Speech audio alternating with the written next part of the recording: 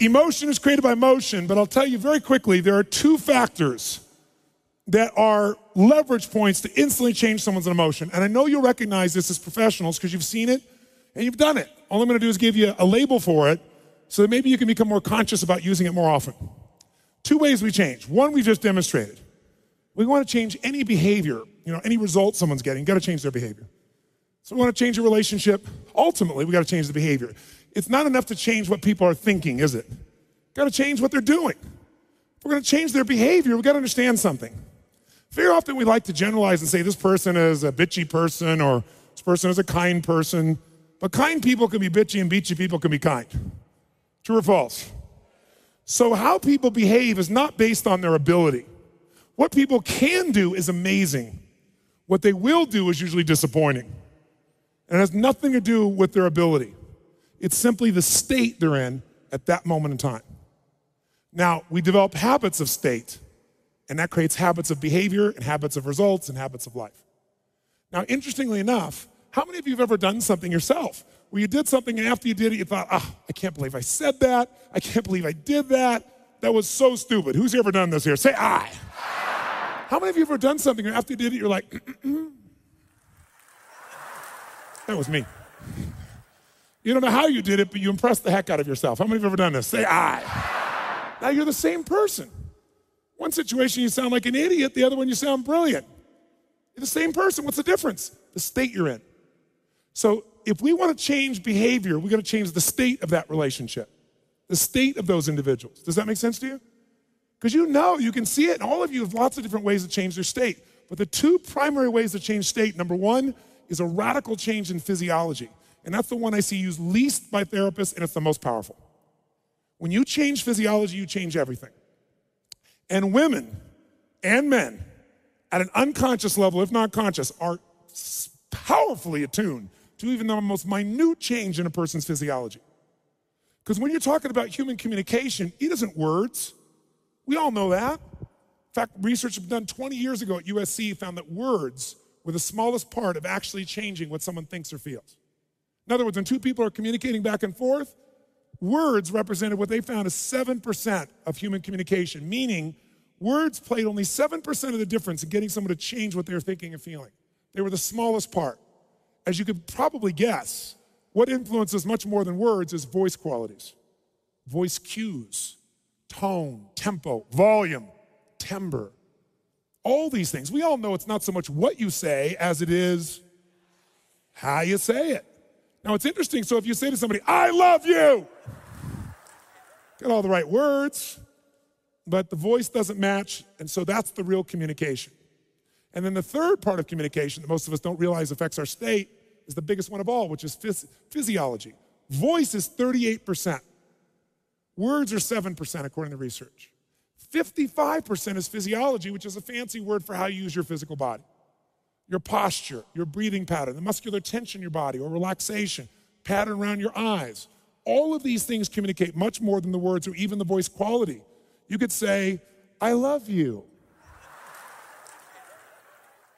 And we all know that that doesn't mean I love you, even though you have the word and the tone down. Or if somebody says to you, looks at you and says, I hate you. I do, I hate you. Does that mean I hate you, yes or no? No, so the body communicates much more than this. And the body is the trigger for state. See, if somebody says, all right, I'm gonna do it. I'm gonna do it. I'm gonna go on that diet. I'm gonna change my relationship. I'm gonna do it. I am. You aren't doing squat, right? But if you make a radical change in physiology, you change the state, and from that state, people can behave differently and get different results. So this is one of the things you want to be looking for, I believe. And one of the ways, if you watch our films, it'll take somebody who is suicidal, or you'll take somebody who is in a position where they hate their partner, and all of a sudden, a few minutes, seconds later, they're laughing hysterically. It's the use of physiology. The second way to change state is changing focus. And this is what most of us in the therapeutic field have focused our lives on, changing focus. Because whatever you focus on, you feel. So if you're supposed to meet your husband or wife at 7 o'clock p.m. at a restaurant, and you get there at 7 and they're not there, what are you feeling? Tell me, you're feeling. Say it out loud, what are you feeling? Pissed off already? It's only 7. I heard one person say worried, one person say pissed off. Okay, good. Let's say it's now 7:30. You're supposed to meet them at 7. You've been there since 7. They've not called, and they've not shown up. Now what are you feeling? Really pissed off. Okay. Really worried. Okay, good. Now it's 8:30 p.m. You've been there since 7. They've not called, they've not shown up. Now what are you feeling? This woman says full. I'm not waiting for the bastard. Okay, good. Now, question. The person who's angry versus the person who's worried. They're experiencing the exact same event, but it doesn't have the same meaning because they're both focusing on something. Remember those 3 decisions? What do you focus on? What does it mean? What are you going to do? People are making those 3 decisions every moment they're alive. So the person who is pissed off, what are they focusing on? What's the meaning they're giving it? They did it again. They don't care is the meaning. They're probably screwing around with somebody else. And by the way, if you picture that in your mind, is it real to you when you picture it? Yes or no? And is the upset going to be there? Even if it isn't true, you're going to be upset because what you focus on, you feel. Focus equals feeling. Focus equals reality to the individual, even though it's not reality in actuality. So the minute you focus on it, it's real to you. Who here's ever been totally upset with someone because maybe a friend told you this person said something or did something to try and harm you, and you thought at first no, and they finally convinced you. And you thought about it, and you were so upset, and then later on you found out like an idiot that they really didn't do it. How many of you have ever had this experience? But at the point you were focusing on it, it totally upset you. Focus equals reality. That's why changing focus is so critical. The person who's worried, what are they focusing on? What's the meaning they're giving it? What are they probably picturing in their mind? They were in a what? Accident. And if you focus on that, feel that, now this person's worried. When the person finally shows up, are these 2 people going to treat them the same way? No way. One's going to treat them in a way that makes them never want to come back again. The other's going to treat them very differently and it has nothing to do with the event. So it's not the event, it's not the partner, it's the focus and physiology. It's the meaning that you pull out of those things. That's what controls it all. So you change the focus, you change the person's state. You change it in a heartbeat. You shift it as much as you want to. Can a person change someone else's state just by their body alone? Yes or no? Can you change people's state by your energy alone? Yes or no? Well, some of you aren't very convinced. What if they introduced me and they said, here he is, the author of Unlimited Power, Awaken the Giant Within, Mr. Anthony Robbins. And I walked in like this.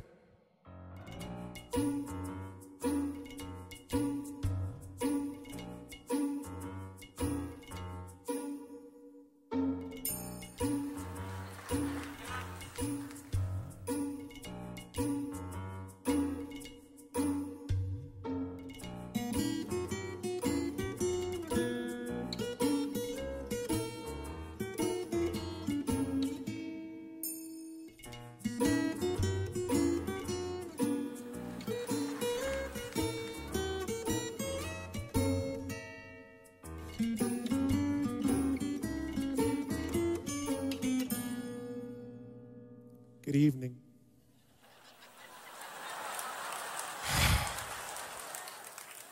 I'm Anthony Robbins, and you're not.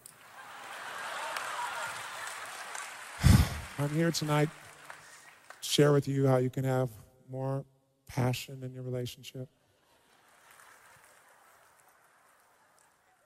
And over the next 17 hours of this seminar, kill him! How many have been around somebody you just want to shake them? How many have had this happen? Say, aye. Maybe it's time you did. You got to change their physiology if you want to change their state. If you change physiology and focus, you can change anything, anyone, anyhow. Now, one of the ways that we lock into a certain physiology and we lock in to a certain experience of focus is language. And that would be the 3rd element. That's the wild card. Because people have phrases, as you all know, that they use that fire off emotion. See, if I come along here and I say to you, if I want to change the meaning of something, I got 3 ways to change the meaning. I can change your physiology, which will change it completely. I can change your focus, which will change it. Or I can change the language, which gives it the meaning. Because when something happens, it's pure experience. But the minute you put words to it, it now is put in a cookie cutter of a word that you probably use habitually, and that produces emotion. So if your habit is like my mother used to always, for years, All I heard her talk about was being humiliated, because that was the word she used for everything unpleasant. So she takes something someone else would call unpleasant. I'm humiliated by this. And so she would be. Because the habit of language produces, the word you attach to your experience becomes your experience biochemically. So if I come along and I say to you, John, you're mistaken about what you just said. How does that feel if somebody said you're mistaken? What if I said, John, you're wrong? How many a little biochemical change in that one? What if I said, John, you're lying? Whoa, listen to that. One word and we change biochemistry. Now what's interesting is we have favorite words we use a lot, and much of our emotion comes from the language. It's the physiology, the pattern of focus, and the pattern of language. And it's not just one word. We have phrases that we use over and over again. I call them incantations or incantations, depending upon the focus. Same spelling, different emphasis, right? I'll give you an example. When you're a kid, do you ever have somebody like your mom or dad, you're at dinner, you're sitting down at the kitchen table eating, you don't want to get up. And your mom or dad says, go get me the salt. And your honest answer is, I don't know where it is. Convenient, but true.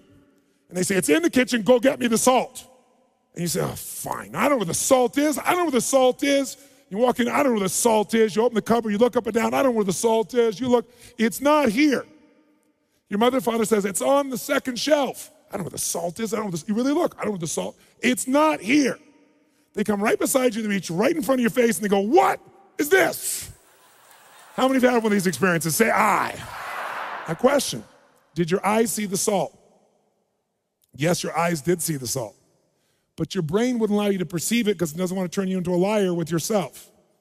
And most of us know that's called a scotoma, right? A blind spot. Well, people hypnotize themselves and are not seeing what's in front of them all the time by the language pattern they have. And you see this in couples all the time, don't you? They keep saying things. Somebody said a long time ago, say a lie big enough, loud enough, long enough, and sooner or later the people will believe you. Who said that? Hitler. Also, anybody in a relationship that's messed up basically said that. Isn't it true? Because they start telling themselves these stories, they use this language, and pretty soon they attach it to that person, and that person becomes that through the filter they're using. That's their focus, that's their language. They go into a state like that, and the relationship starts to crumble. So another way of using language is questions. All day long, we're thinking. What is thinking? How do you know when you're thinking? What are you doing when you're thinking? I'm here to tell you, thinking is nothing but the process of asking and answering questions. When I realized that, it changed my life. Now, if you just said, that's true, or that's not true, or I don't know if I believe that, then you had to ask a question subconsciously, like, is it true? Do I believe it? We're always asking and answering questions. That's all thinking is. But the problem is this. We have habitual questions. And guess what? Ask and you shall what? If you ask lousy questions, you get a lousy answer. How come this always happens to me? It doesn't always happen to you, but your brain's like a computer. It's got to come up with an answer. So if you have a presupposition, like, why does this always happen to me? The brain goes, because you're an idiot. You deserve it. The most common question I get from people trying to lose weight that they ask all the time that don't lose weight is, how come I can never lose weight? That's what they ask all the time. Could they lose weight? Yes. But if you keep asking, how come you can never lose weight? The brain's got to come up with an answer. It goes, because you're a pig. Ask a lousy question, get a lousy. Ask a great question, get a great answer. Change someone's life by the questions that they ask. So I'm always looking at these three elements. I say that a relationship's based on emotion, but emotion is based on meaning. And when something happens, what it means, what you focus on, what it means, is going to shape what you do. Because the meaning produces the emotion. And meaning is shaped by three things: physiology, focus, and language. You shift those three things, you can change whatever something means, and when you change what it means, it changes the emotion in a heartbeat. Now, if you want to make that shift, those are the things that we look for.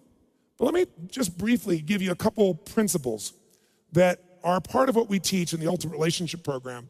And to me, they're really fundamental and basic, but you'd be surprised how many people get upset sometimes when we talk about these or want to argue with these. So if you want to, I'm all up for the argument if you want, or we can just play with demonstrations of them. But here's what I'd suggest to you. If a relationship is emotion, and emotion comes from meaning, and meaning comes from our psychology, then the only way to change our lives is bring something to it that's new. And I would suggest to you that first thing is energy. If you don't bring the energy to it, Things mean something very different when you're exhausted than when you're strong. And here's what's interesting. You might say, I don't have any more energy. I'm exhausted. I've got 3 children, and I'm working 2 jobs, and I'm doing all these things. But that is a standard. Are there people working their tail off, 2 jobs, 3 jobs, and they're still happy, they're still grateful, they're still loving, yes or no? So it's a lie that it's you don't have the energy, it's a standard. The only way to change a relationship long-term is raise the standards that each individual hold themselves to, not their partner. That's how the game changes. Now, you can't do that unless you hold yourself to one. You can't get them to have more energy unless you bring in more energy into the session. That's what it comes down to.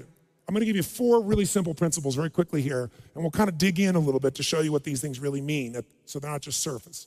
The first principle we believe above all else, if you're gonna be effective in creating not just a relationship that works, to have a relationship that works, all you do is have to have enough things in common. Because what makes a relationship work is things in common. The sense of certainty, that's what makes a relationship work. What makes a relationship passionate is uncertainty. Very different things. Differences are what make a relationship passionate. So we're gonna talk about these things, but the first skill that can get you past that base is really basic. What we tell people is, if you wanna transform your relationship, there's love and passion, the first thing you gotta have above anything else is heartfelt understanding and appreciation of your partner. Now that doesn't sound like a major breakthrough, does it? Heartfelt understanding, not headful understanding, heartfelt, and real appreciation. Now, how do you take a skill like that, because it is a skill, because this person is different than you, they think different than you, to really enter their world, you've got to be able to understand that person. How do you really do that? There's only one way to make that work, and that's by a discipline. So we teach 7 skills and 10 disciplines. They complement each other. If you got the skill of being able to have heartfelt understanding, but you don't apply it, that skill's worthless. So the discipline that makes it work is really simple. You must put your partner first. Any relationship I've seen over the last 20 years of actually studying in depth the relationships of people, been together 20, 30, 40 years, and they have love and passion, what you will never miss, never, where there really is love and passion, not a couple that have been together, anybody can stay together and tolerate each other. I'm not talking about that. I'm talking about people that have love and passion. You will always find their number one priority is their partner, not themselves. There is no exception. And looking at it for 20 years. This is a law. Now some people say, I'm not gonna put my partner first. I put them first and they didn't put me first. Love is not a trade. What did we say earlier? If you really love somebody, what will you do for them? What? Anything. But people have forgotten this in relationship. People tell me all the time, in the beginning it was so romantic and beautiful and loving, and I don't know what happened. It's just the years they get. It has nothing to do with the years. You weren't doing what you did in the beginning, or you'd have it the same today. Tell me how it was in the beginning. They'll say, well, he won't do this, he won't do that. Well, in the beginning, what would you do for your partner? And they go, anything. Would you take out the trash? Happily. Would you do this? Anyways. Would you? Yes. Now what happens? You take out the trash. Oh yeah, that really makes somebody feel really connected. See, if you did what you did in the beginning, you'd be putting your partner first. If you put your partner first and you really hold at that level, that's the standard for yourself. When I say put them first, I mean their needs, their desires, their hopes, their dreams, their feeling loved. If you really do that completely, people are scared to death. What if I do that and they don't reciprocate? If you really do it for months and years and they don't reciprocate, you're gonna be a better person and you can make a better decision on who to be with. But not giving it under the guise of trading will only make you weak. I really believe there's 4 levels of love. And in any relationship, if you look for these, you'll know what the problem is in the relationship. Level 1 is baby love. Baby love is the kind of love that a baby gives. What kind of love does a baby give? People say babies are so loving, but they're not loving at all. They're loving only when you give them what that's not love. They get angry if they don't get what they want. They scream, they yell. They even smack their mothers sometimes, don't they? If they're not getting what they want, when? Now. Now, unfortunately, some people are 40 and they still have this level of love. And that's the real problem in the relationship. Level 2 of love, person who's playing a 2-dimensional level of love, is horse trading. Horse trading is, okay, I'll do this for you, but I got a plan for what I'm gonna get on my side. And there are 2 kinds of horse trading. There's conscious horse trading and there's unconscious. Some people can't allow themselves to see their horse trading because it wouldn't match their identity. I'm not here to trade. I'm not here giving to get. but they are. And the way you know is they give and they give and they give and they give. And when they come to see you, what do they say? I gave him or I gave her what? Everything. Everything except what they needed. Otherwise, you'd have a great relationship. You gave what you wanted to give. And besides, why are you so pissed off? If it was love, it wouldn't have been a trade. Another word for horse trading that's very gentle is whoring. Because what does a whore do? And I use that word very deliberately to jar you. What does a whore do? They only love you as long as you pay them. And payment, it doesn't just come in money. If you're in a relationship where you're giving to get at any level, it isn't real love. And so even if you get love, you'll never feel good about yourself because you know you traded for it. And in any relationship where they're playing at level 2, you'll always find dysfunction. Level 3 is you give love because it's who you are. You love because it's what you're made for. You love because you know that's God's greatest gift. And you give that love without hesitancy, without hold back. And when you do, you feel alive. Because even if they don't reciprocate it, you can't not feel what you've given.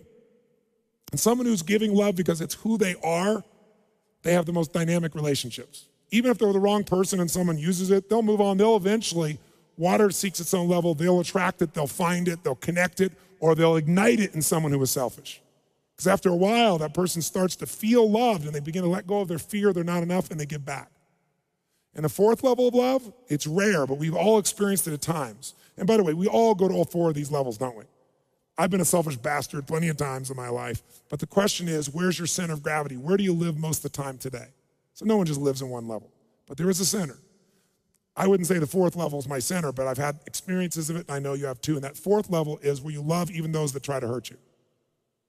That's like, the Dalai Lama. I mean, an amazing man, regardless of one's religious beliefs. Anybody who can truly experience losing your country, having your family killed, and then still pray for these Chinese soldiers, not like they're lower than you, like pray for these poor sinners, but pray for their hearts to open so they don't have to experience this pain anymore, which is what he really does. That's an amazing level of love. Gandhi had that love. Every person has that love at times. I'll tell you where you all have experienced it. If you have children, you've experienced it. How many know what I'm talking about here? Well, you love someone even though they hurt you, and you didn't give up on them, did you? Right? That's level 4 love. If you have a level 4 love with your spouse, you're gonna have an unbelievable love affair. No matter how much conversations about who took out the trash, or who did this, or who said what, or who ignored who did whatever, if you're playing level 3 or level 4, that relationship's gonna flourish. Or you're gonna find out it's the wrong person. But you'll find that out not by holding back. The only pain people ever experience is from holding back their love. That's where it always comes from. Playing a game, because if you hold it back, now what you're doing is you're playing that game. It's a trade. And even if you get someone to do what you want, or now they pay more attention, or they give you more love, or they do what you want them to do, you know you've manipulated it. So at some level, you can never be happy. You can't be happy with them, you can't be happy with yourself. And so it's a game that's not winnable. So our first principle is put your lover first. If you're not doing that, here's how you know. If you're pissed off about something they didn't do for you, you're not putting them first. And if you can hold to that principle and catch yourself, and we get couples that catch this, it is remarkable what happens. Getting them to buy into it is the hardest part in the beginning, as you might guess. I'm not gonna put them first. Okay, great, let's look what the alternative is. If you don't put them first, where's this relationship gonna go? Well, I want them to put me first. Okay, that's really great. So the bottom line is getting leadership. But that's the art of what you and I have to do with these couples. But this is the principle you get them to. And then the standard, after they learn it, you can take every painful experience they've ever had, everything they're gonna complain about, and you'll see it's where they're pissed about something they're not getting. They're not focused on what they're giving. They're focused on their giving, it solves the problem almost instantly. And ironically, if someone really does this, and they give and they give and they give, even the hardest customers start to melt, don't they? Even people that are jerks start to melt, because there's a point in which reciprocation is so large. It's built into our unconscious. As a culture, we only survive because of reciprocation. Because we've all been taught if somebody does something for you, you kind of owe them. And even selfish people, after a period of time, feel pressure inside to balance this out. But more importantly, it'll penetrate their fear. Because if you look at it, there are 2 fears all human beings have. What fears have stopped you in the past? You tell me. Rejection, failure, not being good enough. pain, loneliness, success. How many of you have a fear of failure? Raise your hand, I'm curious. How many of you also have a fear of success? You're screwed. If you're in failure and success, what the hell are you gonna do, right? But seriously, here's what I've learned with 3 million people. I could get up here and you say, why didn't you do something? And you'll tell me, and I'll dig and I'll dig and I'll dig, and you get to fear after fear after fear, but all roads lead to Rome. The 2 fears all human beings have, I can tell you beyond a shadow of doubt, are these. Number 1, that we're not enough. Everyone has a fear that they're not enough. And I don't mean in this moment you have that fear. I mean in some context. Who here has ever felt not enough physically, attractive enough, smart enough, emotionally strong enough, something enough, rich enough, poor enough, whatever? How many ever felt this? Say I. And it's never gonna go away. It may go away for a time, meaning you don't feel it right now, but that is built into the human nervous system. And I'll tell you why. It has nothing to do with a certain moment in your life and how your parent treated you, where it was. It has to do with human beings, how we're raised as creatures, as a species. Here's what it is. All creatures on earth are raised in a different way. But one thing that's unique about human beings is we have the longest period of vulnerability or dependence upon another being for our survival of any creatures on earth except primates. Most animals, when they're born, some of them don't even have a parent there, right? The egg hatches, there is no parent. You're on your own, bud. What do you got? Well, God or Mother Nature, whatever you believe, has given them something to survive. Maybe it's a shell, maybe it's camouflage, maybe it's teeth, maybe it's, claws, something to help them survive. Now, other animals are born and there is a mother or father and they're born dependent. And that mother or father goes out and takes care of them. The bird, little baby bird, the mother goes out and feeds them. But after a few weeks, get your butt out there and fly, right? If a baby, human baby is born in the forest without their parents, are they gonna survive, yes or no? No way in a million years. Why? Because our competitive advantage is love. We don't have the scissors, the teeth, the claws, we don't have the camouflage. We survive by each other. What is love? Where someone will put your needs ahead of theirs. And so God has provided that everyone in this room has survived. We survived because someone loved you. Someone put their needs behind yours for quite a period of time. Now, in order to ensure that as a species we'll survive, each mother, fathers get this too, but each mother gets filled with something called oxytocin, which makes that mother love this baby even though he looks like a lizard when he's born. The father goes, it's a lizard. And the mother goes, don't you dare say that's our child. Who here has ever met a mother who didn't think their baby was beautiful? The kid is toothless, fat, drooling, pooping, and it's all perfect, right? Most perfect thing, green poop, oh, green poop, love you, baby. It's unbelievable. He's fat and he's loved. Try that when you're 50, see if it works out well for you, right? He farts anywhere he wants, and everybody thinks it's beautiful. What do you gotta do to be loved when you're a baby? What do you gotta do? Come on, what do you gotta do? Nothing, not a squat. So the world is your oyster and you can have anything, and you are alive because everyone loves you. Whatever your wants or needs are go before theirs. However, there is a day when the oxytocin wears off, and that day is hell to pay. Because on that day, what happens? Suddenly you do the same behavior you used to get love for, and somebody yells at you, or smacks you, or worst of all, ignores you. That's the scariest one. And that moment, fear entered your body. That's the day you figured out you had to do something to be worthy of connection and love. That's the day when you had to do anything. So maybe you cried, but no one came this time. And so now you tried to crawl, and all of a sudden you started to crawl, and all of a sudden somebody, look, Mary's crawling. Mary, everybody comes, oh my God, Mary's crawling. And you go, all this love and connection. In that moment, an achiever was born. Because the rest of their life, they're trying to do something to be successful enough so that people pay attention and give them the love that they want to be significant enough. Or maybe you tried to crawl and it didn't work and you fell off the edge and you smack your head and you're really hurting and now you got a blood-curdling scream and the mother recognizes the difference. So suddenly she runs to take care of you and you got all this love and connection by being hurt. Doesn't take too many times for the brain to wire up. Getting pain equals getting love. And some of these people are 50 and they still have a problem every time they talk to their friends. Every time they've always got a problem, they've always got a pain. Because that's the way to get connection and love. Learned it long ago, been doing it for a lifetime. Some people, no one's paying attention, they go, make a noise. And somebody starts to crack up, and they crack up. You link it up, a comedian's born. I'm obviously grossly generalizing, exaggerating, but not by much. Some people, nobody comes, so then they try to figure out how to get attention by pleasing, doing any kind of pleasing. What would you need? What would you like? What do you need? What does anybody need? Spend their life pleasing so they can feel like they're enough to get love. Some people don't get anything, so then they get pissed and angry, and they break something, become destructive, till they finally get attention. If you don't give a baby attention for doing something good, will they do something bad to get your attention, yes or no? Adults are just big babies. Most people are still emotionally about 5 years old. Psychologically, they might be different, but emotionally, they're there. And you see it every day when you work with couples, don't you? So you got to understand what the reality is. There's a pattern that they've learned, a pattern to try to overcome this fear. Because their deeper fear is, if I'm not enough, that's the first fear. The deeper fear is, I won't be loved. So I have to be enough. I have to be skinny enough, strong enough, smart enough, strong enough, something enough, so I can have that. So here's the question. What's your pattern? Be smart enough, empathetic enough, pleasing enough, achieve enough, strong enough. What's your pattern? Hard to find other people's patterns if you don't know your own. And I'm sure you don't just have one. But we develop primary ways to do this, don't we? And if you can understand it, it helps you to understand the person. Because how can you have heartfelt understanding if you don't even understand yourself? By the way, feeling not enough, worthless, and unloved is psychological, spiritual death. There's nothing more scary. It's a life of meaninglessness.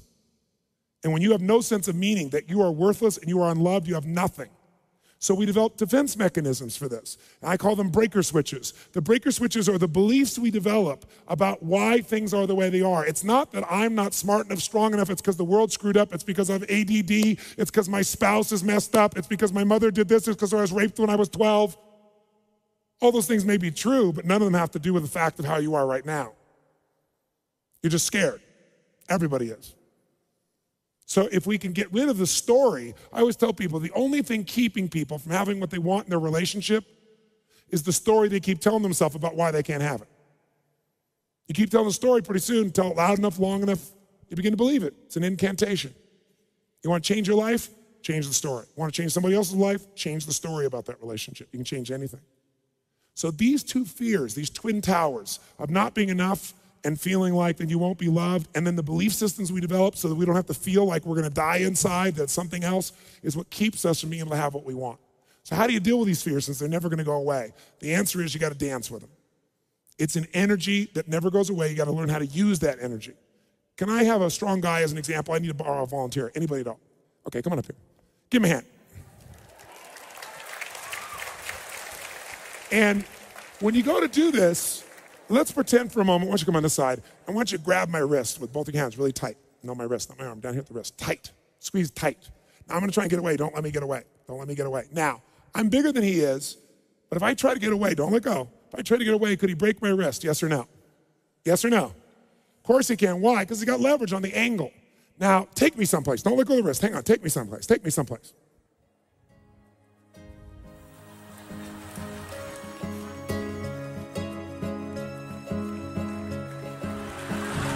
Okay. Now, notice, the more effort he puts out, if he grabs me like this, that's like fear grabbing you. If I fight it, don't let go, that fear doesn't go away. It just gets stronger. Pretend it's not there, it gets stronger. If he take me someplace and I just go with him, nothing's gonna happen to my wrist, everything's fine. Better yet, if he grabs me tight by the wrist, tight. Instead of fighting it, what I do is this. I'm afraid, I'm not enough, I won't be loved, whatever it is. Instead of pretending it's not there, fighting it, I could do this, don't let go. I could go, I agree with you. As soon as I'm beside him, I can say, I can see it from your point of view, fear. Yeah, I'm a human being, I'm starting to feel this fear, I'm not enough, I'm not loved. And if I look at it from another way, I can take you for a dance. Give him a hand, thank you very much. Now, that's Aikido, an Aikido move. In an Aikido, when someone brings their energy at you to attack you, instead of fighting and getting hard, you get soft and you look at it as a gift. Their energy is a gift. Oh, punch. And you turn and you take and use it. Aikido is a great metaphor for what has to happen with fear. We gotta learn how to use it. Not pretend it's not there, not fake that it's not there, not make a shift or fight with it, but know it's there. And if we can get couples to know it, by the way, who has these two fears? That they're not enough and they won't be loved. Who has them? Come on, who has them? Everyone. Because it's the way you're raised, not by your parent, not by that moment. Everybody has that moment. When oxytocin wears off, baby, you have to do something to be worthy of love. And that day, fear enters your body. So everybody has it. And where, my dear friends, where does this fear come up more intensely than an intimate relationship? Nowhere. Why? Because there, who has more power to make you feel like you're not enough than someone you've opened your soul to? See, people are not afraid without their kids. Most people want safe love. They go for their kids' love. Why? Because they know their kids are going to love them. Why? Because they're totally dependent upon them. They have no choice. Someday they may not act so loving. But people don't think about that when they're having children. I can't tell you how many women get in a relationship, I'm sure you know because you're in the same industry I am, and they think having a child, now they're going to have this love. It's certain love that they're after. But it doesn't provide it. It's not the same as the aliveness that comes from love and passion. It's a beautiful, beautiful thing. I love my children, but it cannot compare, and it never will be. And I don't want them to have the illusion that it will either. Otherwise, you'll perpetrate that to the next generation. And that's what happens. So, 2 fears. If we're gonna break through those fears, we gotta shift our energy. We're saying the first principle here is that we gotta have heartfelt understanding, and the test of that, or the discipline that makes that real, not just some mental skill, is that you can measure that you truly are putting your partner, your lover first. And the reason you're doing that is because if you love somebody, you will do for them. And if you know that's true, then you don't want to be someone who just demands love like a baby, not someone who trades for it like a whore, but somebody who gives it because it's who you are, and or gives it even when it hurts. Now, that doesn't mean you let someone continue to harm you. The Dalai Lama isn't sitting there letting people try to kill him. He left, but he still has love. And when we hit level 3 and 4, we have an extraordinary life. What keeps us from that is fear. What are the 2 fears? Number 1, that I'm not, and if I'm not enough, then I won't be. Is that fear ever gonna go away, yes or no? Who has that fear? Everybody. So the only secret is learn how to use it instead of letting it use you, because it is energy. Dance with it, acknowledge it, and move on. Not try and pretend it's not there. Denial, lying to yourself won't change anything. Fighting with it will just engage your mind. You gotta step out of it. What's the second principle that complements the first? Give your partner what they really need.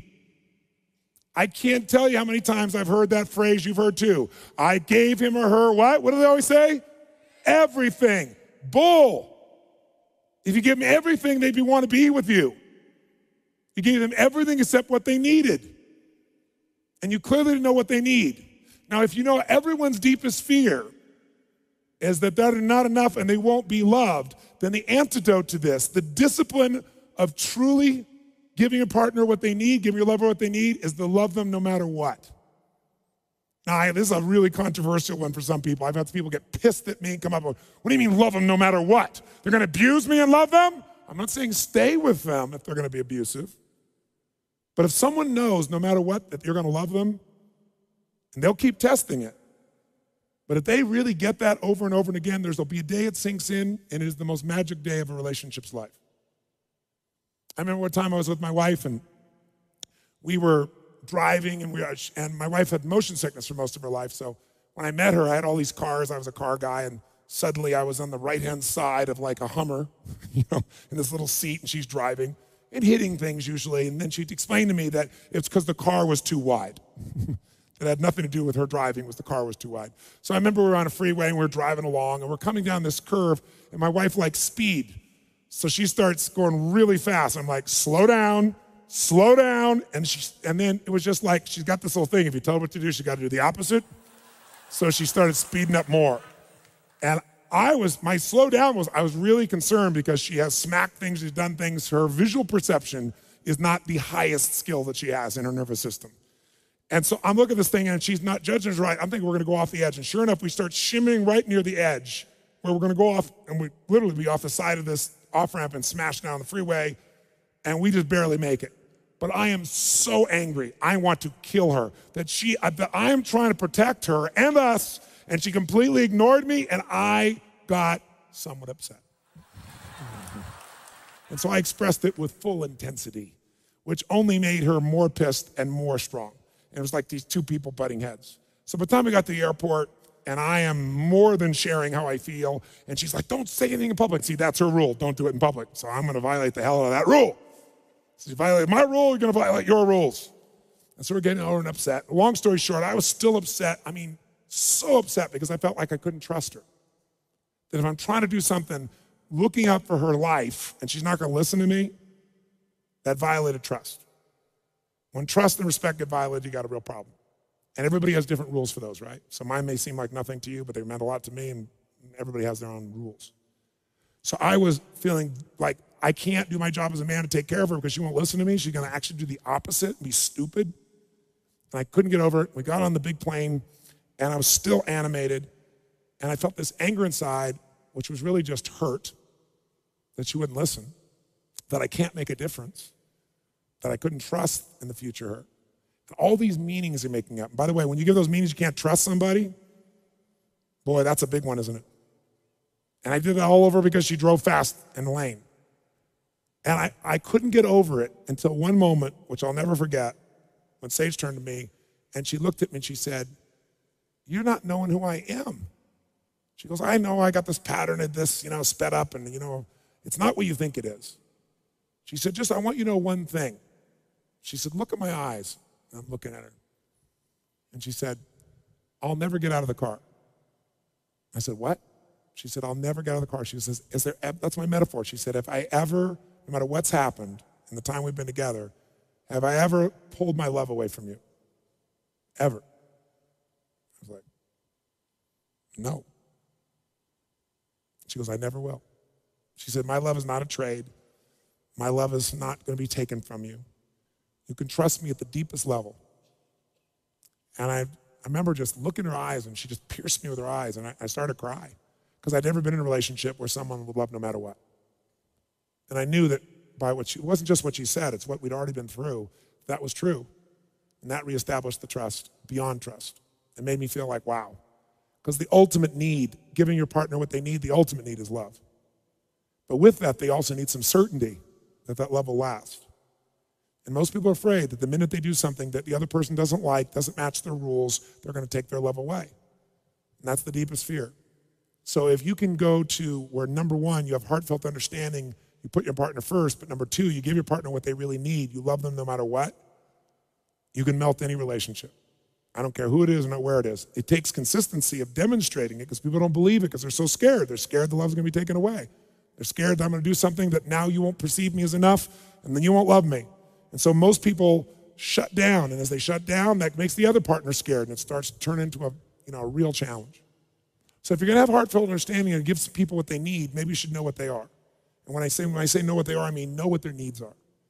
And I'll tell you that the tool that I've evolved that's helped me to do that more than anything else is understanding 3 forces of destiny.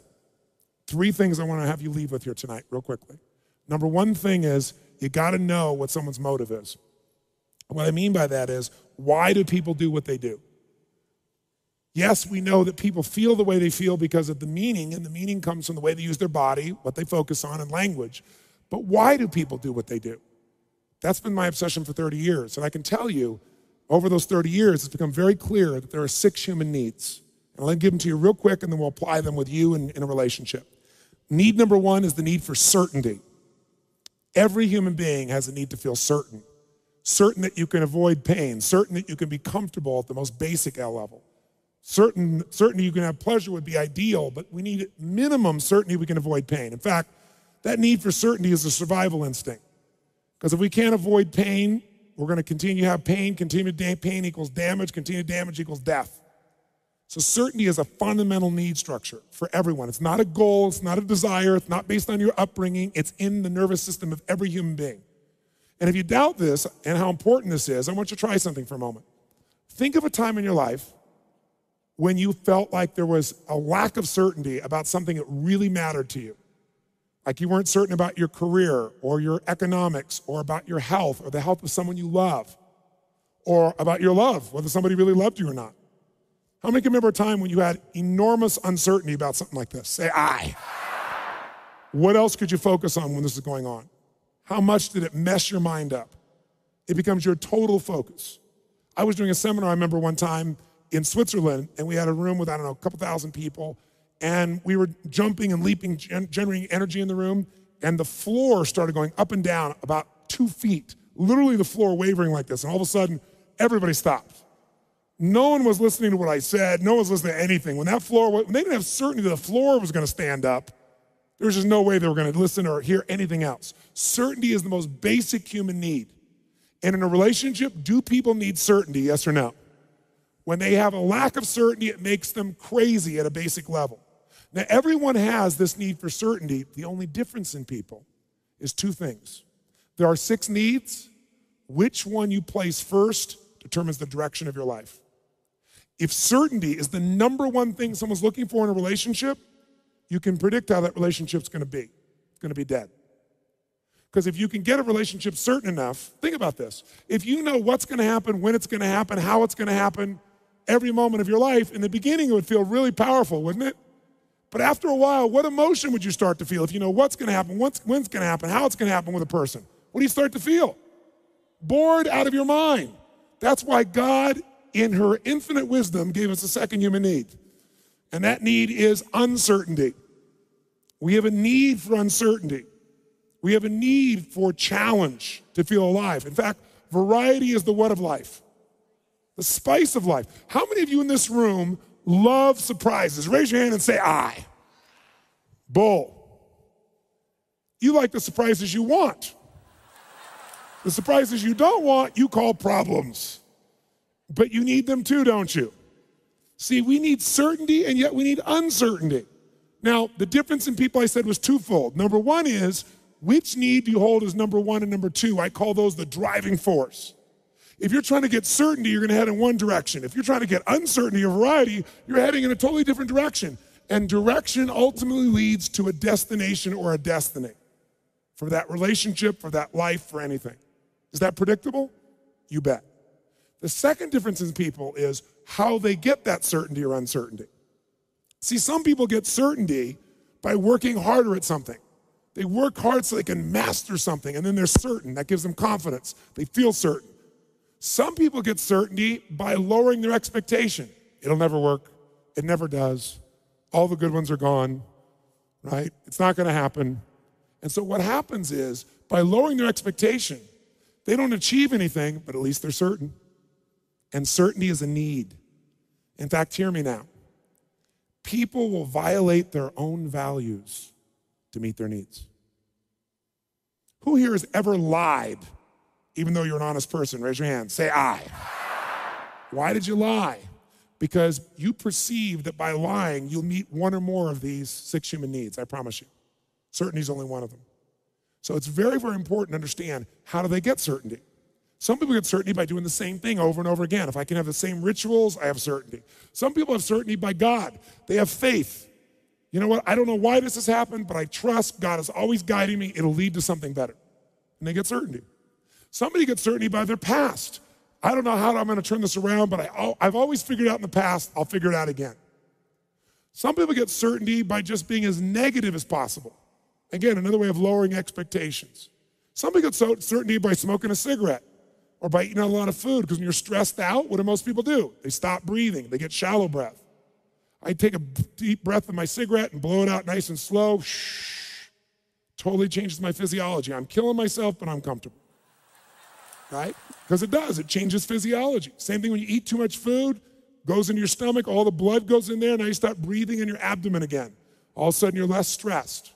So there are millions of ways to get certainty. The only question is, are you getting it in productive ways, empowering ways, neutral or disempowering? If I come along here and I say, sir, what's your name? Mark?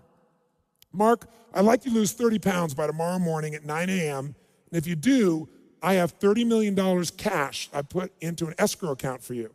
Can you do it? No. Boy, what a limited thinker Mark is. Is this an obtainable goal, yes or no? Sure it is. Cut off the head, cut off the legs, we can get him there. It's an obtainable goal, but it's not a sustainable goal. Most people meet their needs in a way that's obtainable. It works in the moment, but long term, it's destructive. And so, are you doing destructive, empowering, or disempowering? How about uncertainty? How can you get uncertainty? You can get it by eating, because variety is just a state change. You can do it by drugs, alcohol. And by the way, when people take alcohol or they take that drug, does it work? You bet it does. They're certain it works, and it totally changes their state and gives them a variety. It meets both. How many of you have ever rented a movie that you've already seen? How many have ever done this? Raise your hand. Get a life. I've done it too. Why would we rent a movie we've already seen? Because you're certain it's good because you've seen it before and you're hoping it's been long enough, you forgot enough, there'll be variety. So it meets both needs. So while they look like they're opposing or a paradox between certainty and uncertainty, there's ways for them to complement. In a relationship, though, what makes things feel alive in the beginning? What makes it so sexy and playful and fun and exciting and juicy? Certainty or uncertainty?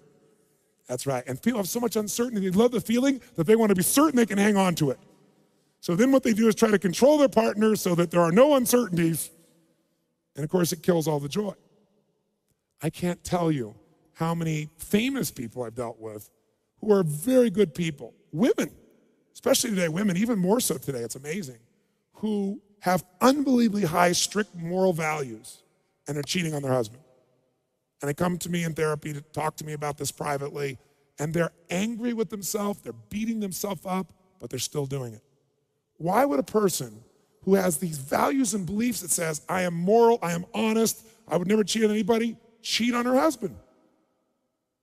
And so I dig in, and I say to her, why don't you leave him and go with this guy then, just as a test?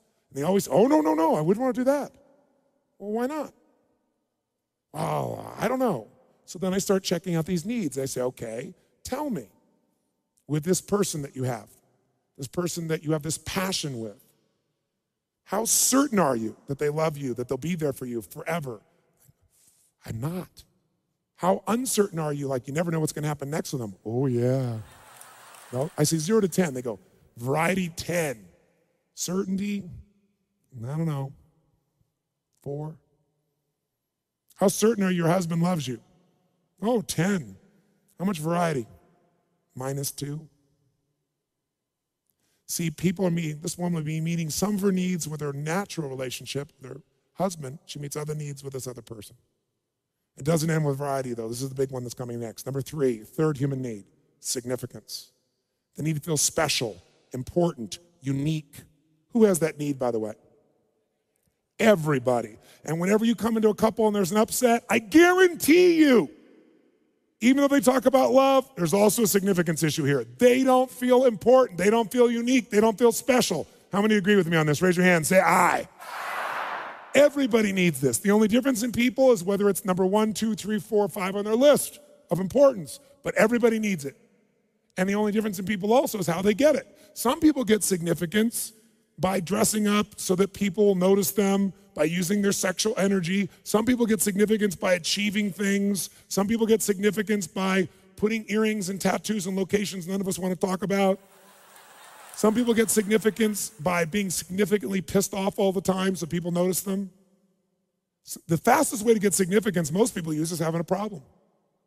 Because you have to pay attention to me or you have no heart. I have this big problem and it's not my fault. I have this problem. It's this thing that was done to me. And so we can have certainty with a problem because we know it, and we get significance with a problem. And plus you can look at that problem from so many angles and have variety. Now let me tell you something. Hear me on this now. 30 years, I can tell you this beyond a shadow of a doubt. Anytime somebody links in their head that thinking something, believing something, doing something, feeling something meets at least 3 of their needs, they become addicted to that thought, that feeling, that behavior. I don't care who it is. Anytime they link up in their head that by doing this, thinking this, feeling this, acting this way, I meet at least 3 of these needs, it becomes an addiction. I'll tell you the fastest way to get significance without a lot of money or education is violence. You're walking along and I suddenly come out of the barrio or the hood and I put a gun to your head. On a 0 to 10, how significant am I in your life? Where am I? Come on. 10. And how certain am I that you're going to respond to me 0 to 10? 10. Plus there's variety because every time it's different, who knows what's gonna happen? Violence is an addiction. It's been in all of mankind's history. It always will be until we have a consciousness change because it's a fast way to meet needs, unfortunately. So you can get significance by being more generous. You can be significance by like having a child. Some people try to have a kid so they can have a significant life and the baby shows up and they don't feel so significant. Interesting things occur to try to meet these needs. You can find them in neutral ways, positive or negative. Fourth human need, the need for connection and love. For connection and love. Who needs to feel deep feelings of connection and love? Who? Everybody. Now, most people settle for connection because love is too scary. Because if I open myself to love, I'm completely vulnerable. And oh my God, now that person has the power to make me feel like I'm not significant, that I'm not loved, I might as well feel dead. So most people settle for connection because it's safer. But then they miss out on the juice of life. How can you get connection and love? Millions of ways. You can have connection through a great conversation with girlfriends, boyfriends, friends. You can get connection by prayer, connecting with God. You can get connection in so many different ways, by making love, by an interesting conversation. You can have it, if nothing else works to get connection and love, get a dog. Don't get a cat, get a dog. Cats are independent, but a dog, you leave for 5 minutes, you come back with the newspaper, it's like you've been gone for 6 months, they're so excited to see you. Anybody can get connection and love. Again, the only way is do you do neutral, negative, or positive? Number one way people get connection and love in our culture today, have a problem. A really big problem that's not your fault. It's your parents, it's your past, it's your this. Because if I got a problem and you don't pay attention, then you're heartless. And besides that, people don't like hearing how happy and successful you are. They don't like that. You talk about that, you're full of crap, you're egotistic. But if you talk about your problems, hey, I understand. There's total connection with problems for most people. And have you ever seen two people arguing over whose problem's bigger? You think you got problems, let me tell you my problem. They connect with problems and they argue over whose is more significant. Everyone finds a way to meet these four needs. I don't care who they are, even if they have to lie to themselves, even if they work 20 hours a day, even if they have to split personalities. Everyone finds a way to meet these needs at some level. The only question is 0 to 10, how high? And again, do you get it in a way that's obtainable or sustainable, a way that supports or costs you through time? These are the needs of the personality. The final two needs, though, are where fulfillment comes from. Most people are not fulfilled. Number 5 is you must grow. If you don't grow, you what? We all know it. What makes people happy? Progress. We must grow. And number 6, we must contribute beyond ourselves. Nobody, I don't care who it is. I've got a client who made $500 million in one day in the 1980s when that was a lot of money. Can't live on that, but it gives you a good start, $500 million in a day. He literally called the stock market when the stock market crashed in the 80s, hour by hour, a day in advance. President Reagan called him, asked what to do. He made $500 million cash, not in stock, cash, $500 million, and then went on to make no money for the next 4 years. It was like the guys that go to the moon. They go to the moon and they walk on the moon. You look back and see that picture of the earth that we've all seen, but they saw it for real hanging in the sky. They came back at a ticker tape parade in New York City. They shook the president's hand. Now what the hell do you do after you've been to the moon? Anybody know what happened to their lives? Total depression. Many became alcoholics. Some got addicted to drugs because they thought the only way to have adventure was to walk on the moon. And they forgot how to find adventure in a smile. See, that sense of life that's only about you is why people don't feel alive. And in relationships, it's a disease of selfishness. Life's not about me, it's about we. And when people feel like they've done something and they've contributed to someone in some way that's real, you all know it because you picked this profession. It makes you feel alive, doesn't it? There's no feeling like it. But to be able to contribute something, you got to grow. So I've told you these 6 needs for a very important reason. Let's do a little test right now. And here's what I want you to do.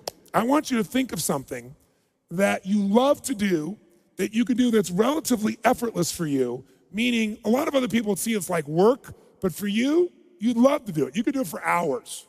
I'm making think of a task or something you like to engage in that not everybody would love, but for you, you love it. You could do it for hours. I'm making think of something like that. Raise your hand. Great. Now I want to give you a little test, and you'll see whether these needs are just some mathematical formula or a bunch of words, or whether they actually influence all human behavior. So let's look at you. Think of this thing you really love to do. And tell me, on a scale from 0 to 10, First of all, how certain are you that you can do this well or that you're gonna enjoy doing this on a 0 to 10? 0 is not at all, 10 is the absolute. Give me a number, shout it out loud, go. Say it again. Raise your hand if it's 10. Keep your hand up, look around the room. 90% of the room. Raise your hand if it's 9. Raise your hand if it's 8. Raise your hand if it's 7, 6, 5 or below. So you'll see 95% of the room, it's at 10. Then you got another chunk of 9, 8, 7. When I get down to 6 or 5, it's 2 or 3 people. Because if you really love something, it meets your need for certainty at a high level, 6 or above. Or it meets some of the other needs, but certainty is the base one.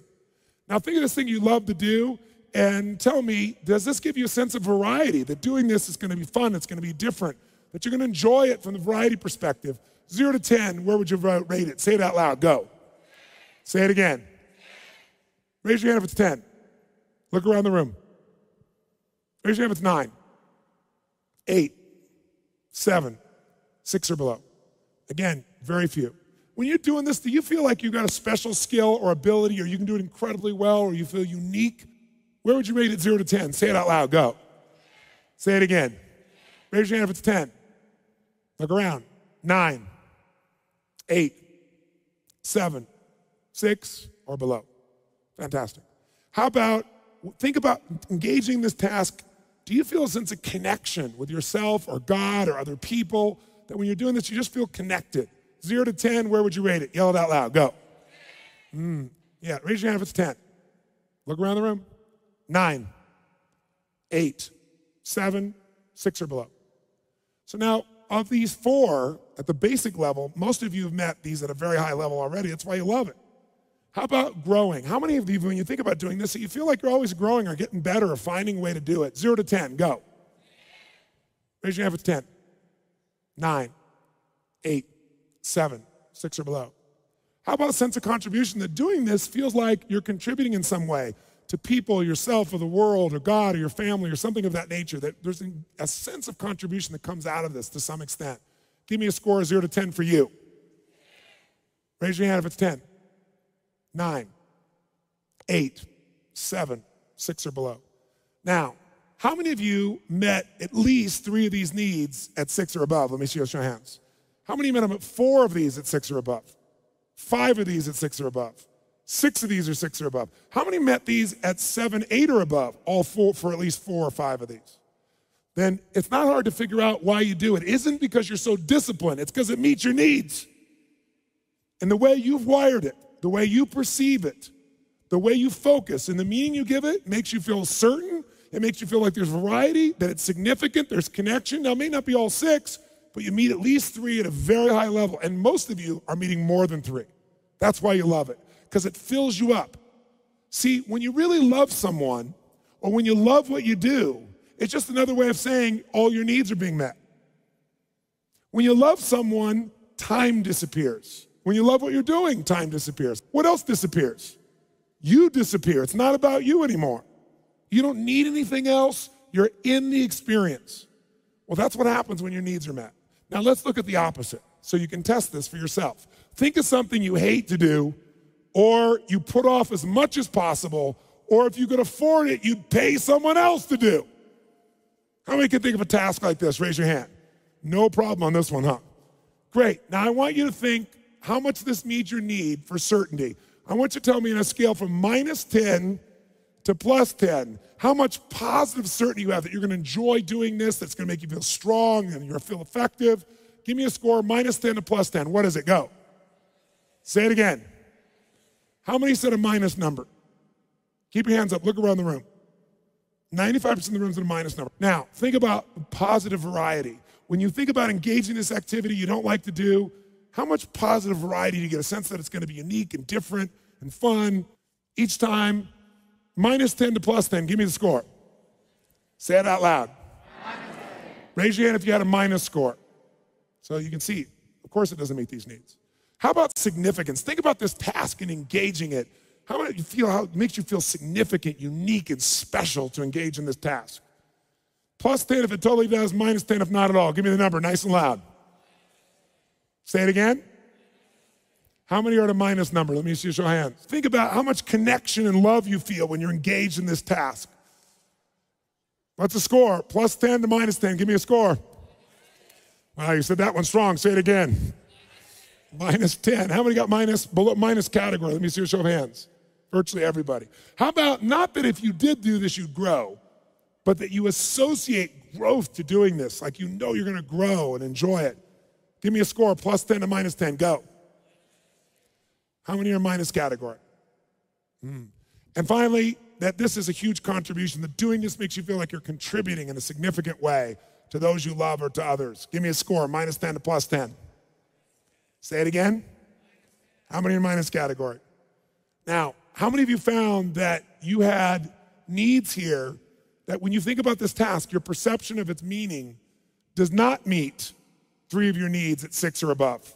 How many found the opposite? It met many of your needs in minus categories. Let me see a show of hands. So that's why I don't like it. Now here's what's interesting. In any relationship or any activity, you could love it if you change one of 2 things, your perception or your procedure. So I'll give you an example. Who here hates the clean house? Raise your hand, hates the clean house. Make some noise if you hate the clean house, ladies and gentlemen. Me too. Watch this. Who here loves the clean house? Raise your hand. Loves the clean house. Look at this, people in clean house. Okay, yes ma'am, right here in the blue. Would you stand up? Give her a hand. She loves the clean house. Give her a hand. What's your name, ma'am? Molly. Hi, Molly. Where are you from? Kansas City. Okay. Molly, tell me something. You love cleaning house? I do. You do. Okay. Then tell me, on a scale from 0 to 10, how much positive certainty do you have that you can do it well, that you're going to enjoy it? 0 to 10. Where would you put it? 9. 9. Okay. How do you get certainty from cleaning house? I do it a lot. I do it a lot. I do it often. And do you do it well? Yes. Yes. So she has certainty because there's consistency to it, and it's there at a 9. How much positive variety can you get from cleaning your house? 10. 10. Variety from cleaning your house. Yes. How the hell do you do that? What do you focus on? It depends on how many margaritas I've had before I get out the bucket. Notice, what did I say? Change your perception of your procedure. Margaritas and cleaning your house feels so good. How do you get variety besides margaritas? Seriously. Because you do, don't you? Yes. How else do you do it? You start in a different room. You start what? In a different room. You start in a different room.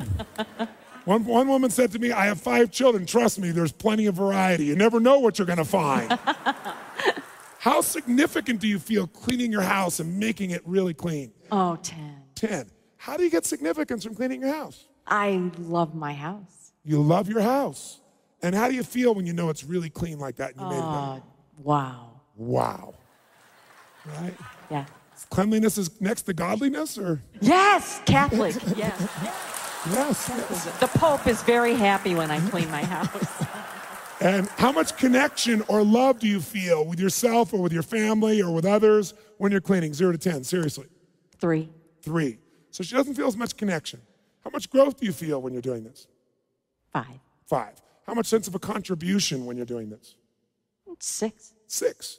So she meets certainty, variety, and significance. The other's so-so. Now, I interviewed a woman who just worships cleaning house, and she said to me, I have certainty because I know I do it so well. Nobody cleans house like I do. Variety, she said, I got 5 kids. You never know what you're going to find. Different house. I put on different music. I listen to tapes, and that's how I got to know you. I listen to your tapes while I was cleaning my house.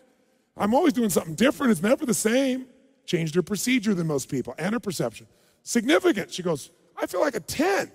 Because again, nobody cleans the house like I do, man. Most people's houses are ugly and dirty. They don't take care of it. They don't pride in it. I do, 10. Connection and love. She said 20. How do you feel connection and love when you're cleaning the house? She goes, I pray for my children while I'm ironing their clothes. Right? She goes, it's my time. It's my time to connect with God. It's my time to connect with my children. It's my time to pray. She loves it. Growth. She said 10. She goes, because I'm always figuring new ways to do it faster, do it better, do it different. Contribution, 20. She goes, when my family comes home and the house is that clean, I just feel like, man, I've given them a gift they don't have to worry about. It has nothing to do with reality. It's your perception or your procedure. If you find someone else who loves it, They're doing it a different way, that's procedure, or they're focusing on something different, that's perception. Same thing is true in every relationship. In every relationship, there's a score for each of these. And when the relationship's not going well, the score is going down. Give her a big hand. Thank you very much. Thank you. Here's where the game gets very interesting. So what are the 6 needs? Number 1, nice and loud, is? Number 2 is? Number 3 is? Number 4 is? Connection and love. Those first 4 needs are the needs of the personality. Everybody meets them at some level. But the final needs that make people fulfilled is number 5, they must feel like they are. And number 6, they must feel like they are contributing beyond their self. A relationship missing 5 and 6 is always in trouble. Just only question as to what level of intensity. Now, interestingly enough, if we look at these, here's what shapes your life the most. Number 1, which of these 2 needs are number 1 and 2 for you, and which in terms of you value? If you're looking for significance most out of a relationship, you're not gonna have the same amount of love. If you're looking for love, you're gonna have a different relationship. If you're trying to get certainty, it's a very different relationship. Trying to get variety, it's a very different relationship. Everybody wants all 6, but we all have learned to value 1 or 2. Everybody wants love, but operationally, some people have to have certainty before they open up and have that love. And that makes all the difference in a relationship. So here's my first question for you. Look at yourself first. Which of these 6 needs have you learned to value most at number 1 and number 2? Not in your heart. In your heart, everybody wants love, but the way you've lived operationally. And jot it down. Jot it down right now. Which of these needs have you made number 1 and which have you made number 2? What's been at the top of your list of how you lived your life? And once you write down which one's number 1 and number 2, the way you've lived, answer a question for yourself. What challenge would this create in a relationship if I value this as number 1? What challenges would that create? What problems would it create?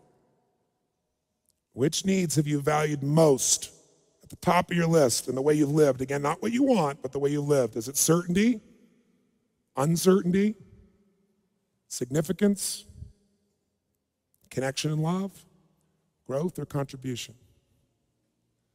And then what challenges can you predict would occur, if any, by valuing those needs first?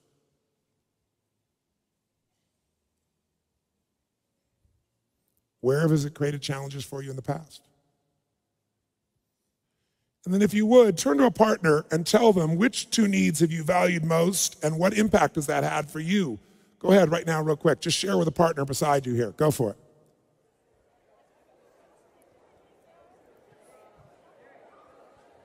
Okay, finish up. Let's take a little sampling. Who can share? I'm curious. What have been your top 2 needs and what's the impact that you can see it's had in a relationship? Yes, let's have a big hand for this gentleman. Yes, sir. Give him a hand, ladies and gentlemen. Oh, give him some energy, for God's sakes. What's your name, sir? Where are you from? Mike Baker, Tony, from Denver. From Denver. So tell us, which of these 2 needs have you made at the top in the way you've lived? Not necessarily what you felt, but you've lived. Significance and love and connection. And then love and connection. So by putting significance first, how's that impacted your relationships? Well, it's my wife, Susan, right here. Yes. I've always said it was always variety before when I've done. You've always what? I always had thought it was variety before. Yes. But when I was being honest with myself for a moment, I really found it was significance, and how it's impacted it is I put unfair expectations on Susan of how I want her to be because I deserve everything I've done and given her. I want her to do or lose weight, and so it puts this weird thing going on. It's not my intent, but I think it's been my focus, right? Is it? Well, first of all, give me a hand for the honesty. That's fantastic. And so, what you got to get underneath under this is, if you can see the consequence, if love was number 1, how would you behave differently? I wouldn't expect her to lose weight, or I mean, specifically, the thing we have going on right now is that I want her to be lighter, right? What she is. And, yes. And I know that internally, I know that it's not what I want, but it's what I communicate to her. You know. What's ironic is if the relationship changes where someone feels like it's expected. How many of you, for example, have had times where you want to give somebody a gift, as an example, as a metaphor, and then they found out they expected it and it took all the joy out of it, almost made you not want to give it? How many of you have had this experience? Say aye. Well, what's ironic is, in the dynamic in a relationship like this, almost always, when a person feels completely loved, then they have a desire to create a change. It actually changes the dynamic almost immediately. But when it's expected, it's something that becomes resented or pushed away or frustrated. And ironically, that experience you're trying to get from her that she gives to you and gives you that significance really just comes from underneath not feeling that you're enough. I have to be significant. She's got to be significant. I got to be feel significant. And yet all of us in a relationship, any relationship starts to pale when someone feels like something else is more important than you are. Whether it's the kids, whether it's the business, when a couple feels like they're not as important, oh, you can count on problems because we have the need for significance. But making it number one crushes a relationship. So once you become conscious of it, the awareness of it, and then is breaking that pattern and thinking, okay, the most significant thing on earth is love. And if I can feel her love, if I can love her and feel her love, that's a very different game. And developing that pattern, and it's a habit, some of the things that we teach. Give me a hand. Thank you very much. Somebody else. Yes, ma'am. Give her a hand. Oh, come on, give it up for her. What's your name, man? Where are you from? Alicia McDaniel. I'm from Abilene, Texas. All right. What needs have you made at the top? Growth was number one, and contribution was number two. Wonderful. What do you do? I'm a social worker. Is she in alignment with those needs? Very nice. How have that affected your relationships, though, at times? I feel that I challenge other people in my relationships. Yes. They feel challenged by my need to grow. Yes. And is that good, bad, and different? It's good for some. The people that I keep. The people that you keep. All right, you have a little list, I see. All right, give her a hand. Thank you very much. Question. How many of you, your number one need that you've been going for is certainty? Raise your hand. Keep your hands up. How many of you, it's uncertainty or variety that you've been pursuing most? How many of you, it's significance that you've been pursuing most? And notice how dominant this one is. And it's because we have the need, because we don't feel like we're enough, so we try to get a relationship. How many of love is the number one thing you've really been pursuing? How many it's been growth for you? How many contribution? And contribution would be natural in a group like this also because contribution is a safe way to get love. Because if I'm contributing and always giving and giving and giving to you, I'm not asking for anything in return, so you tend to love me. If I was demanding it or expecting it, you wouldn't do it. So it's another strategy for doing it. So first step is really just being aware. Now here's what's really more interesting. Once you know what someone's need structures are, what most people do is they don't meet that need. If you talk to a couple, I do this all the time, or a man's thinking of leaving his wife, and I'll say to him, okay, tell me, on a 0 to 10, how much certainty do you have that she really loves you? And he might say 6 or a 7. How much variety do you have in your relationship? Surprise, and then he'll say -2. How significant do you feel to her? He said a 3. How much, do you feel a connection and love? He'll say a 5. How much do you feel like you're growing? 2. How much do you feel like she's contributing, you're contributing to her? 4. At this level, he's barely meeting his needs at any level. So he'll tell me, I'm thinking of leaving, and I'll say, well, before you do that, let's just check out how many of her needs you're meeting. And I'll say, so even if she's not there, I'll say, now I want you to step into her body and tell me on a 0 to 10, how much certainty does she have that you are there for her no matter what and love her? And you'll see his face go, and I said, and be honest. He'll go, 2. How much variety do you create for her in this relationship, 0 to 10? How much sense of surprise that when she comes to you, she never knows what's going to happen? He goes, -1. How significant do you make her feel at this stage in the relationship? 3. How much love and connection do you feel like you give her? 4, 5. How much growth? 2. Contribution? 2. So I say, before you run off to someone else, let me just explain something to you. To run off to the next sunset where you're going to bump into somebody else who in the beginning you'll meet each other's needs because it'll be new, and then very quickly you'll drift right back into this. You have missed the very first principle.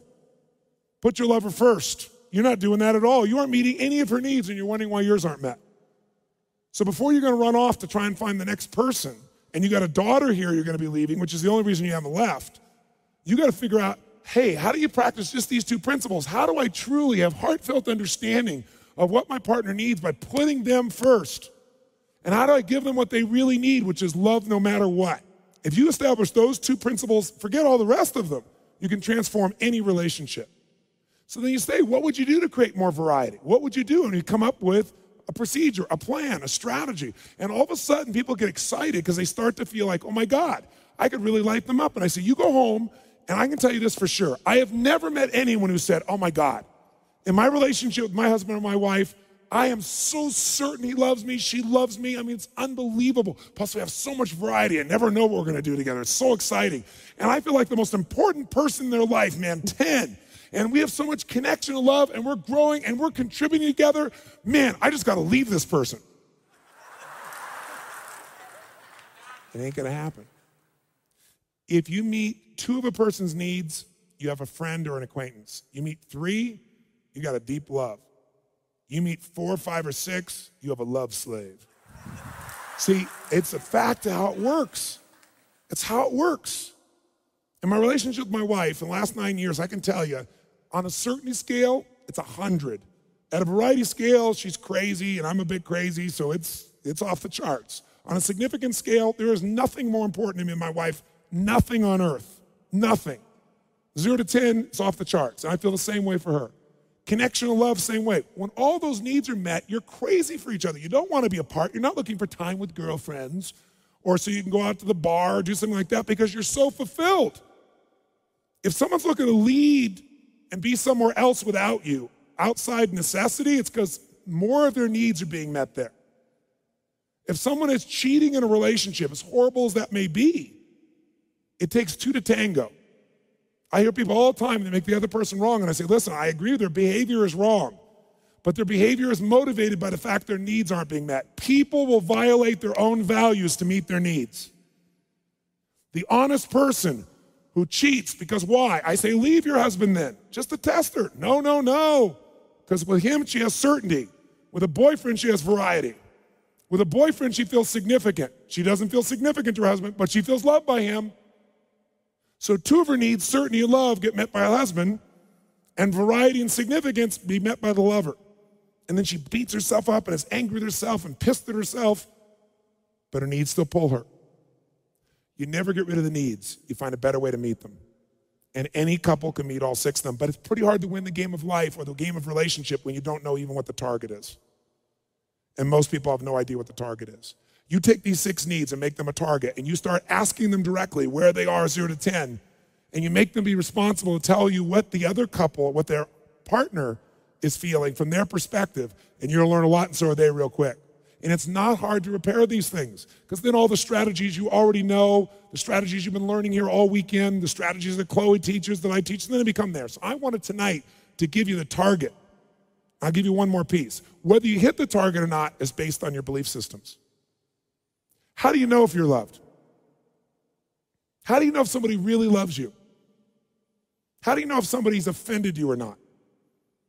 You have rules. Some people say, if you love me, then you'll never raise your voice. Who's heard this one before? Yes, and so somebody very passionate would say, you're crazy. I raise my voice because I love you. If I didn't love you, I wouldn't raise my voice because I wouldn't care. And you go, see, you don't love me. Because what is a belief? A belief is nothing but a feeling of certainty about what something means. If you say, I believe I'm intelligent, you're saying, Tony, I feel certain I'm intelligent. If you believe I believe I'm sexy, then you're saying, I feel certain I'm sexy. And when people feel certain based on a rule in their head, they respond. So I'll give you a quick example. If we know what the needs are that someone's trying to reach, the only difference in people besides where they place them is their belief about how to meet them. Osama bin Laden, what would you say would be his top need structure? Which one? Say it nice and loud, go. Say it nice and loud, go. How many said significance? Raise your hand. There's no question. Why? He's one of what? 17, 27 children, 22, what is it? I've forgotten now. How many is it? 53 children his father had. 53 children. So he had riches beyond compare, but money didn't give him significance because he was nobody to his father. So he tried to find a way, and he eventually found it through the certainty of his religion. But guess what? He wasn't that religious. When he went to Afghanistan, if you study his history, and he had money and he gave the money to these people, suddenly he was significant. He was a hero. He was scared to death. He couldn't even shoot a bullet. Scared to death in battle. But out of the need for significance, it grew and grew and grew and grew. Now, you know what's interesting? He has a need for significance. So did the firemen who went into World Trade Centers who knew they would never come out. The only difference is one's belief is the way to be significant is to kill people. The other one's belief is the way to be significant is to die saving someone. So it's people's needs and their beliefs about how to meet those needs that control their lives. The controlling force of your life is which needs and the beliefs.